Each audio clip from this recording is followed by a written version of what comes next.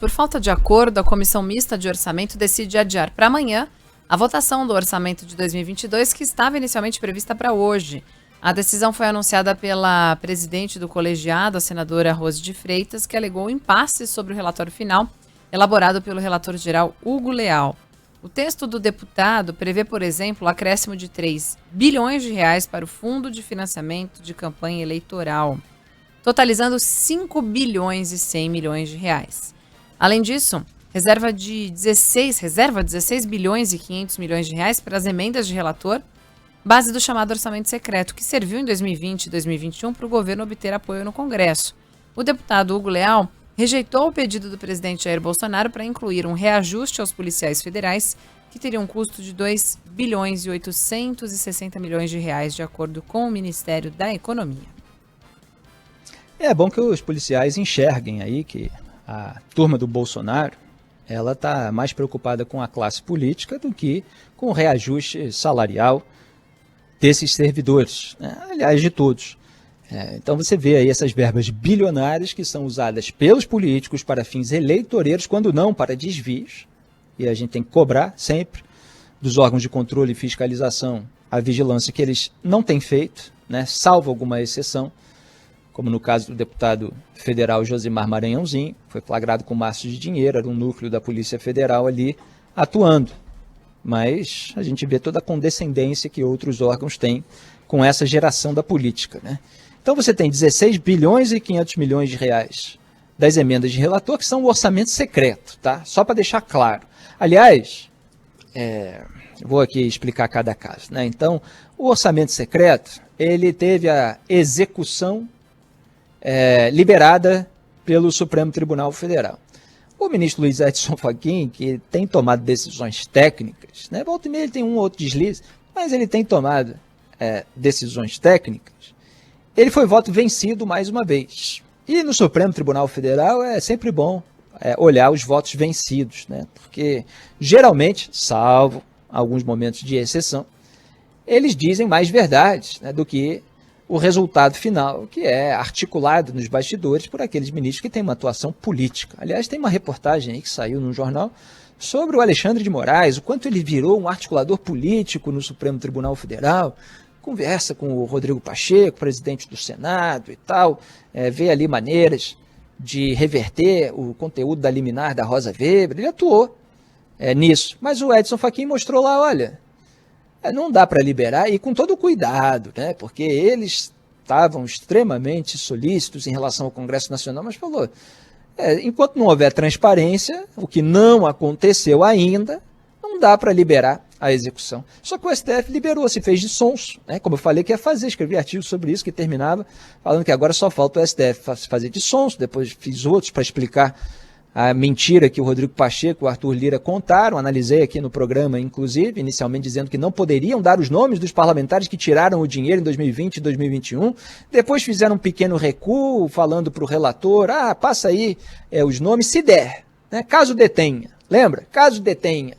Ou então justifique a impossibilidade de fazê-lo. Quer dizer, se tiver qualquer coisa comprometedora aí, você justifica a impossibilidade e pronto.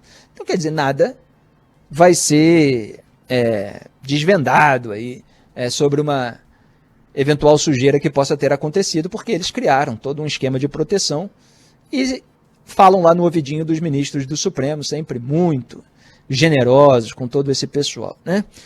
Então, você tem aí 16 bilhões e 500 milhões de reais para o orçamento secreto e você tem agora 5 bilhões e 100 milhões de reais. Vamos ver se esse número vai ser realmente mantido, tá?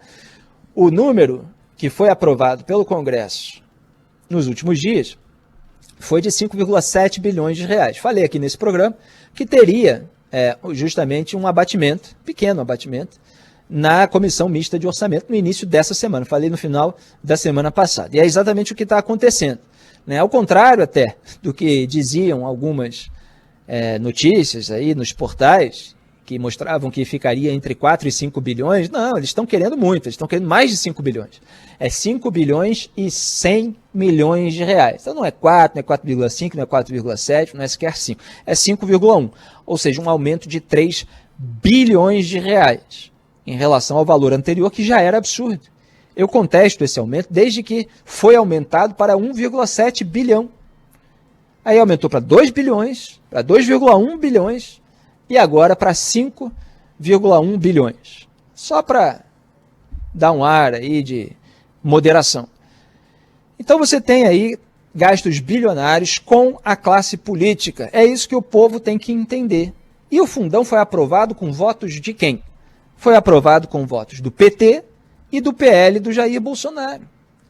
No PT do Lula, de 51 deputados federais, apenas 2 votaram contra. Então você tem aí 49 que endossaram na prática esse fundão. No PL do Jair Bolsonaro, apenas 2 também, só que de 40 deputados federais, votaram contra. Então você tem 38 deputados federais do partido do presidente da República que votaram a favor desse aumento aí para 5,7 bilhões, não era nem 5,1. Então eles querem bilhões de reais para eles gastarem conforme o interesse eleitoral deles e, obviamente, que a transparência nunca é total. Então isso vai ser usado aí pelos partidos. Os partidos com maior bancada ficam lá com mais de 600 milhões de reais para gastar num ano eleitoral, para mentir, geralmente, para vocês, eleitores.